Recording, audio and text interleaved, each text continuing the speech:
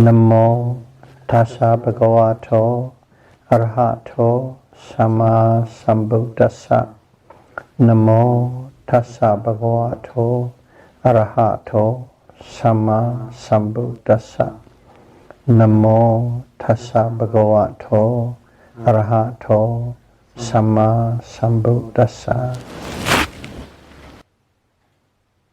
Theravada Buddhism Series, Dhamma Talk 31. Life Continuum.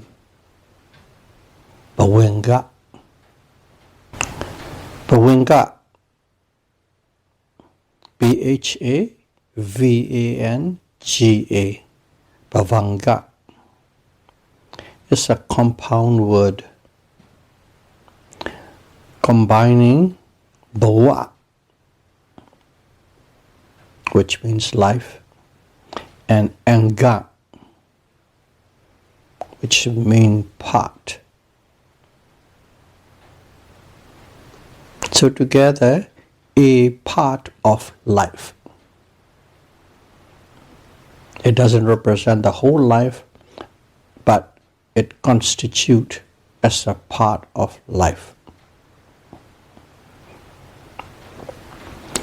It is a resultant consciousness and is identical to the relinking consciousness. Relinking consciousness is the first consciousness of a life.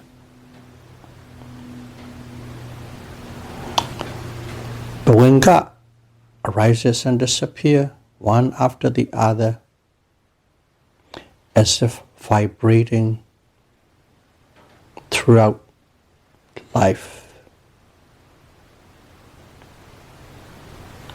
As long as it occurs and passes away, one after another, a person is alive. When it ceases, a person is dead.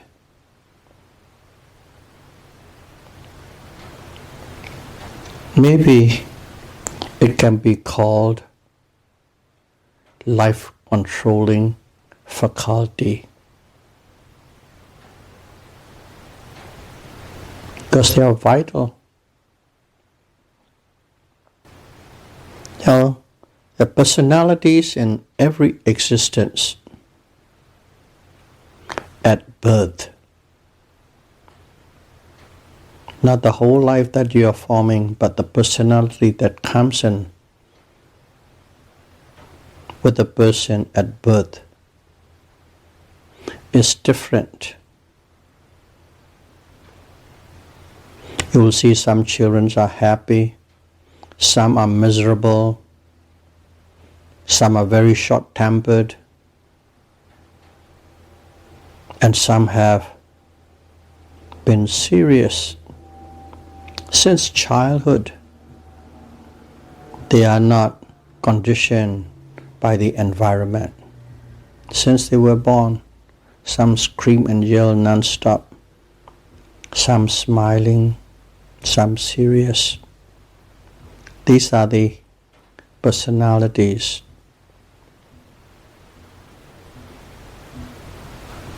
that comes from the past life. Maybe it is the reflection of Bhavanga.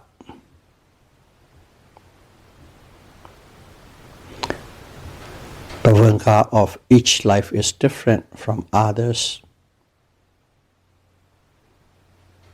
but they are related to each other through causal relationship. To make that a little clearer, we all know computer. Okay. There's a window operating software 7, window 7, and operating system window 8. They are two different products, but they are related through causal relationship. It is built upon the 7, modify the 7 and become 8. That 8 may be better, or it may be corrupted and become worse. You don't know.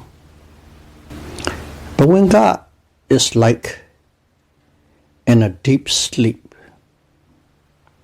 totally unconscious. When you are in a deep sleep, you are not aware of anything, not even a dream.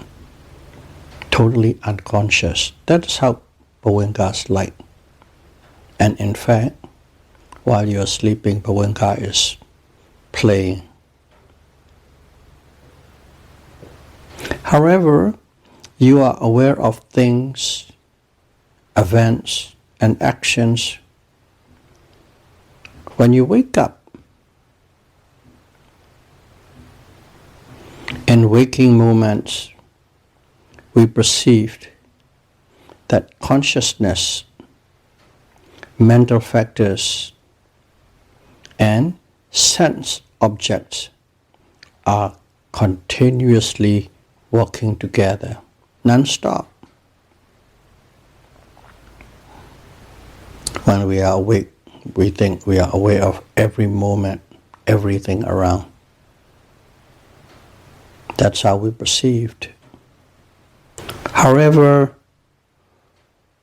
one thought process arises,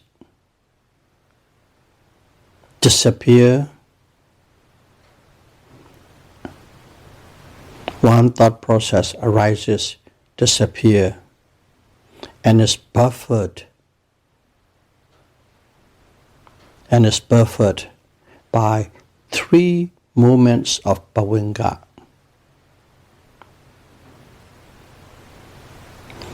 Before the following thought process.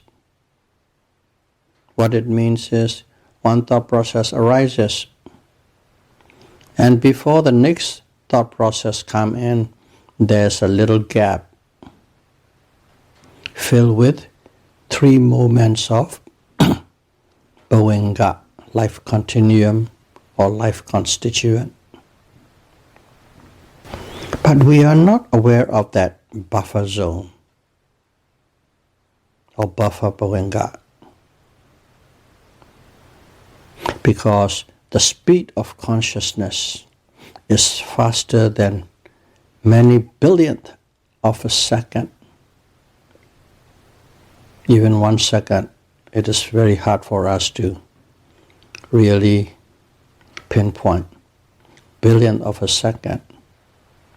That's why we are not aware of the operation of bhavanga from one thought to the other, one thought process to the other. We know these things, what we are talking and discussing, because Buddha had taught us. Only Buddha could see one consciousness at a time in sequence.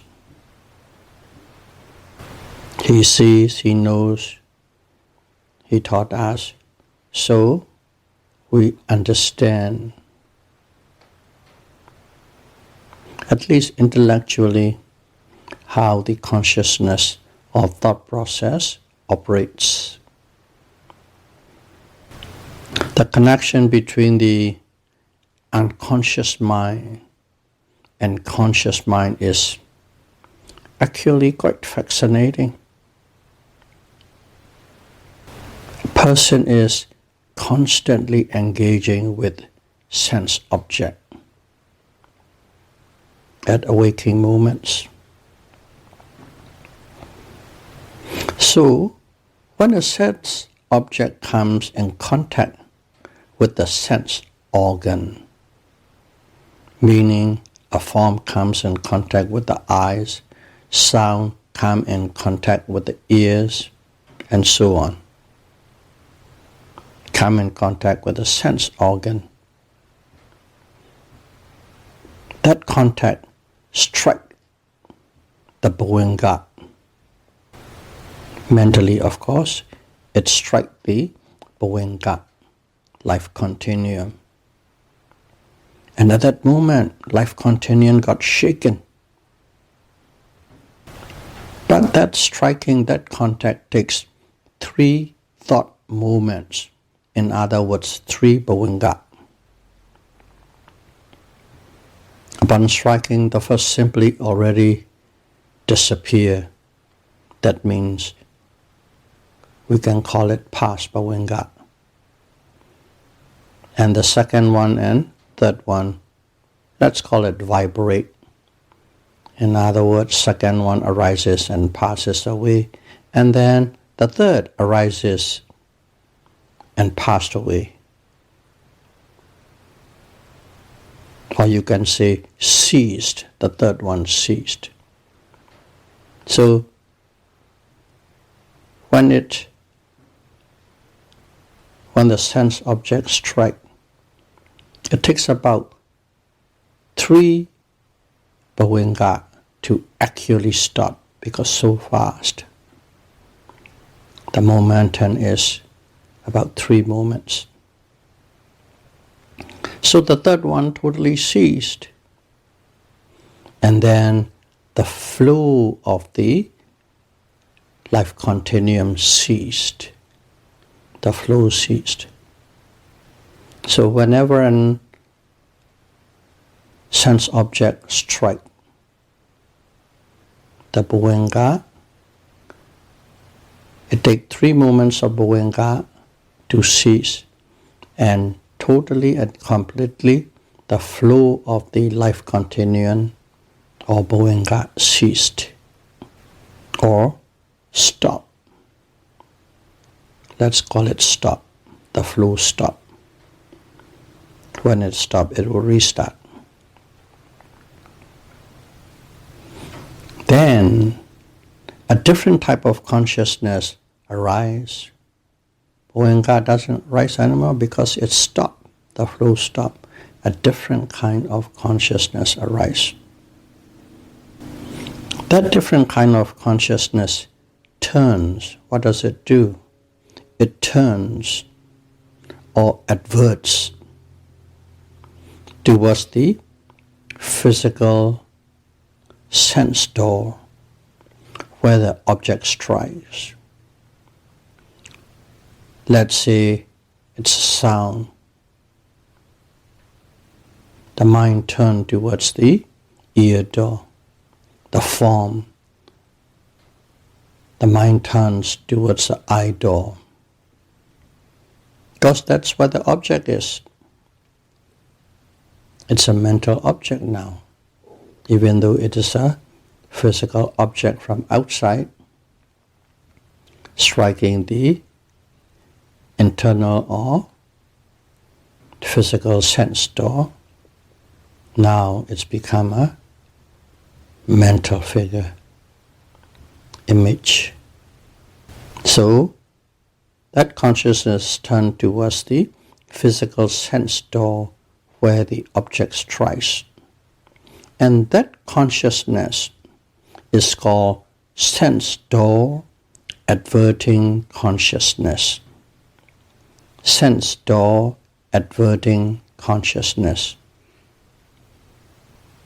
In the last Dhamma talk, we talk about this particular consciousness. Now you know how it comes to be. And then this consciousness, it does its job.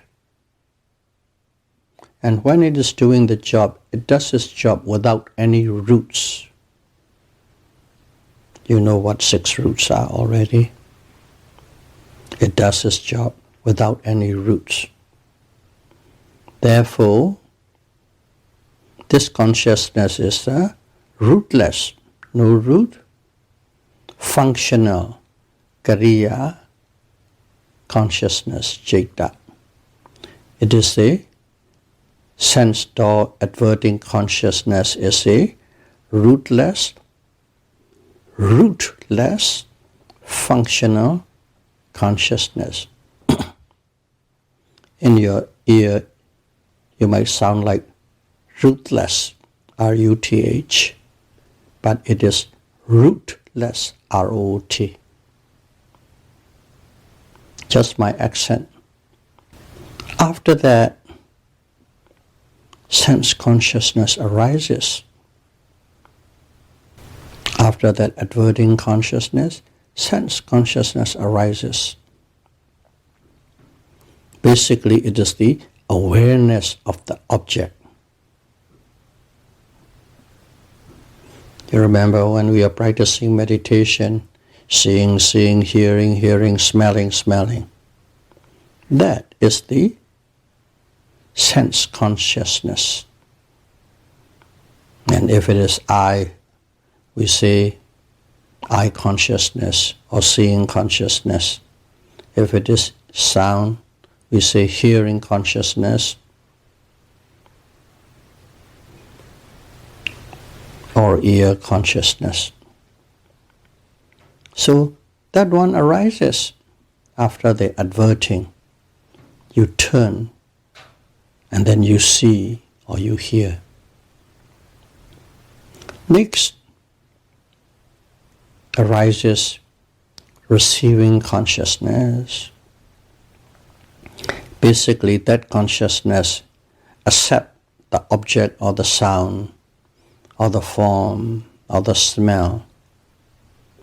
It received or it accepts that sense object called receiving consciousness. And then the next consciousness investigate that sense object. Investigate. And as it investigates, it is called investigating consciousness. That's all. Each consciousness has their own job or function.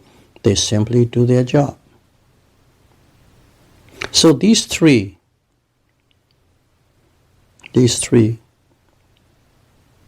sense consciousness, receiving consciousness, and investigating consciousness.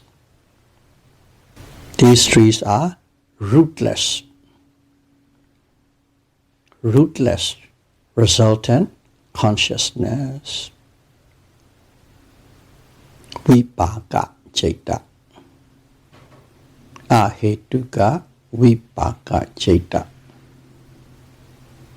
Rootless, resultant consciousness. Those three. And then the next one is determining consciousness. It determines after investigating. What does it investigate? It very simple, not complex. Whether it is good or bad, whether it is pleasant or unpleasant. That's it. Good or bad, or pleasant or unpleasant. So its function is to discriminate the sense object, whether it's in a good category or bad category or pleasant category or unpleasant category. And that's called determining consciousness. But at that point, the person is reflecting at the mind door about that object. It is not the first encounter. It is the recall in the mind, reflecting, thinking about that object to determine whether it is good or bad. It is determining at the mind door. That's why it is also known as mind door adverting consciousness. You heard it in the last Dhamma talk. Mind door adverting consciousness. Both names, whether you call it determining consciousness or mind door adverting consciousness, they are one and the same.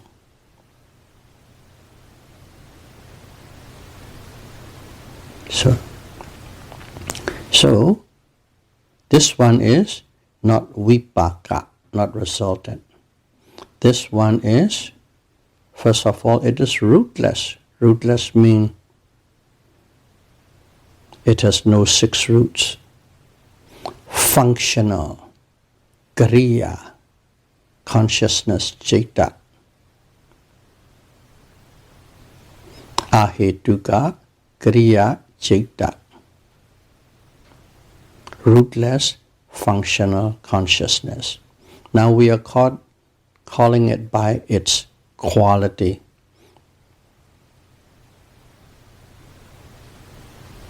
When we say it is determining or investigating, we are calling that consciousness by its function. What does it really do at that moment? And what kind of qualities it has. 2 different approaches for the same consciousness. Up to this point, these consciousnesses are all non-karmic producing passive consciousness. Okay?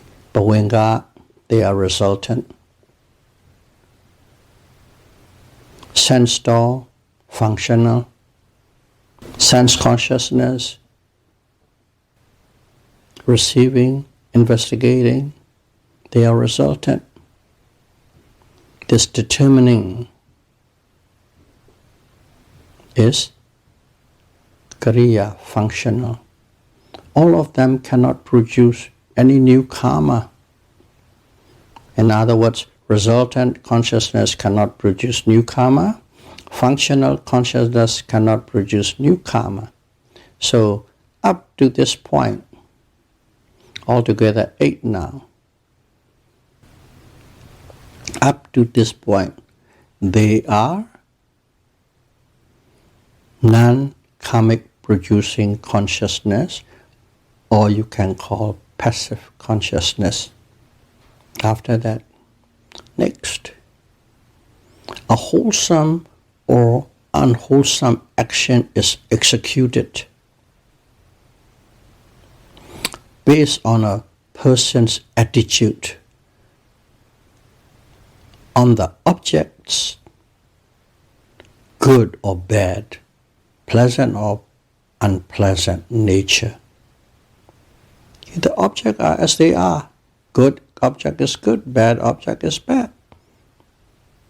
Pleasant object is pleasant, unpleasant object is unpleasant. They are as they are as it is as it is. But it is the attitude of the person that is engaging that object. Based on the attitude of the person, wholesome actions will be executed or unwholesome actions will be executed. So at this stage, that is what's happening after the determining consciousness. Pleasant object. What are you going to do with it, basically? And some will do it in a wholesome way, some will do it in an unwholesome way.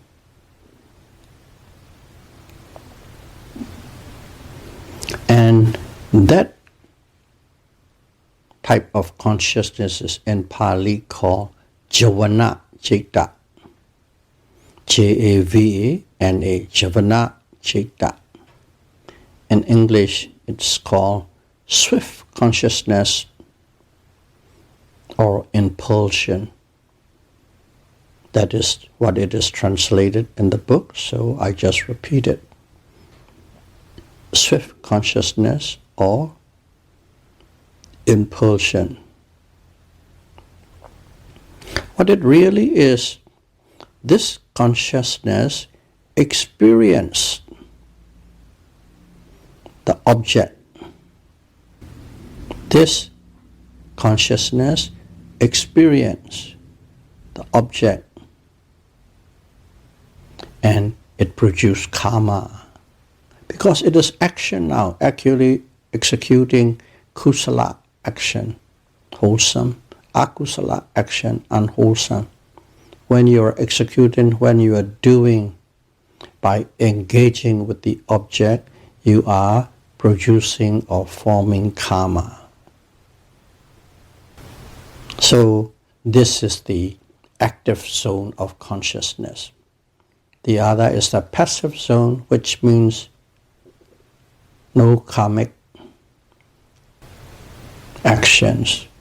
Active zone, karmic actions are produced. So two zones. Actually, these javana citta, swift consciousness, are 7 of them. One after the other, the same time arises. Of course, intensity different. They go one after the other. They swiftly appear and disappear. That's why it's called swift consciousness, quick consciousness, karma producing consciousness, active consciousness. These javana citta, where karma is found, also Buddha and Arhat does the same consciousness. But for Buddha and Arhat, this particular consciousness is neither wholesome or unwholesome, but functional. Because Buddha and Arhat has totally abandoned craving and ignorance.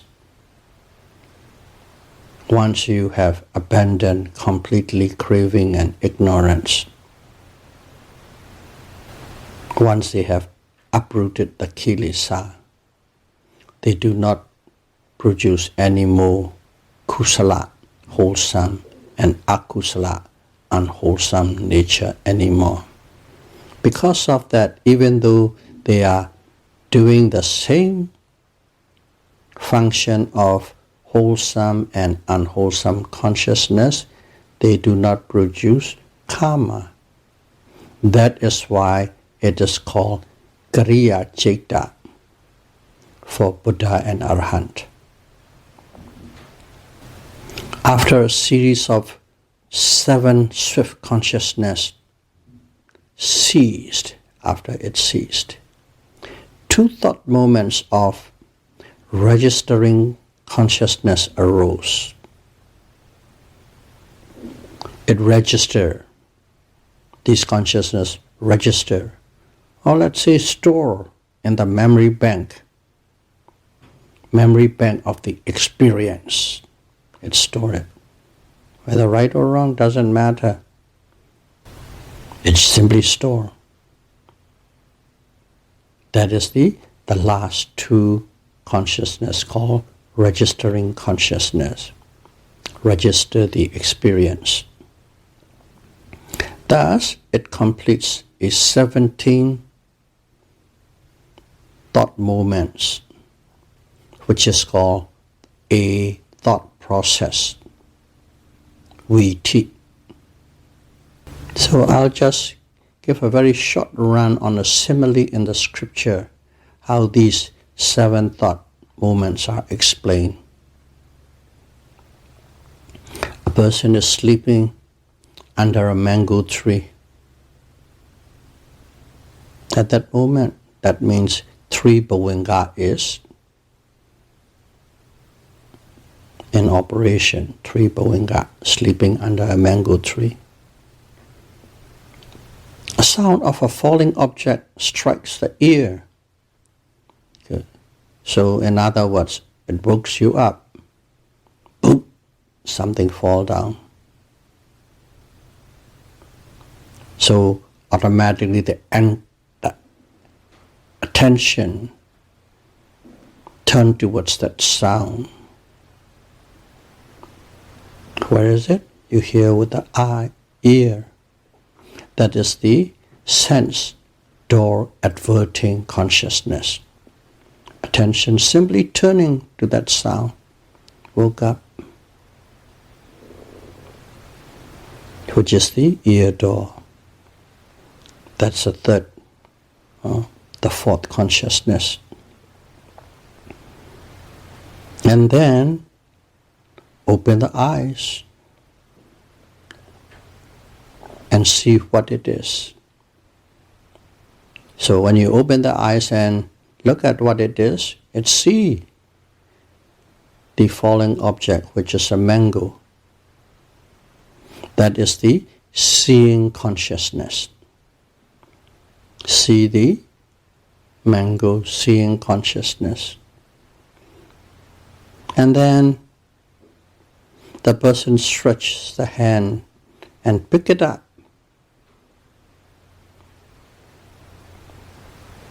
That's a receiving consciousness. Right? Accepting the mango, receiving the mango. And after that, it squeeze and poke and check the mango, whether they are bugs or rotten and so on. That is the investigating consciousness. And after investigation, you decided, oh, this is great, perfect, good. No bugs, not rotten, and it is just ripe to eat. It is ripe. That is determining consciousness. Uttapana citta. Then after he determines it, goes into action. He eats the whole mango. Eats and eats and eats. The mango till it's completely gone. That is experiencing the flavor of the mango. Eating is actually experiencing the flavor of the mango. That is 7 swift consciousness, 7 jhana citta. Now the mango is gone. He licks the fingers of both hands because they are so delicious. He licked both hands and then swallow it. That is the 2 registering consciousness. Altogether, 17 thought movements. After that, he went back to sleep, meaning bhavaṅga comes back, 3 bhavaṅga. That is the simile explained in the scripture for us to understand this thought process. We teach,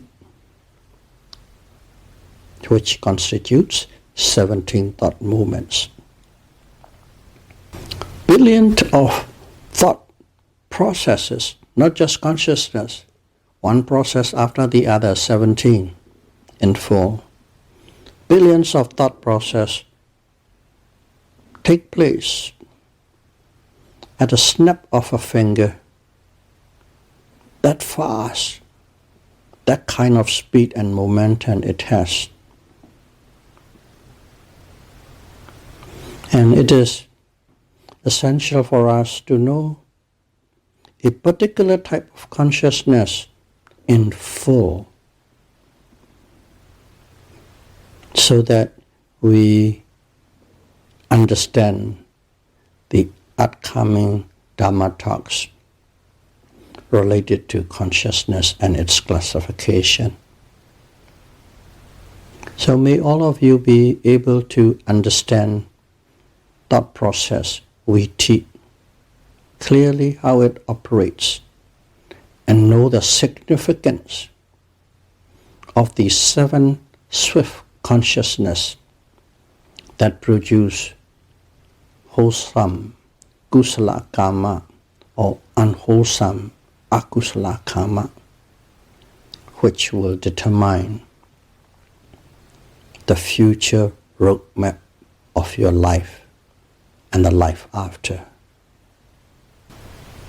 And may you be able to have a proper and right attitude to guide yourself on the journey.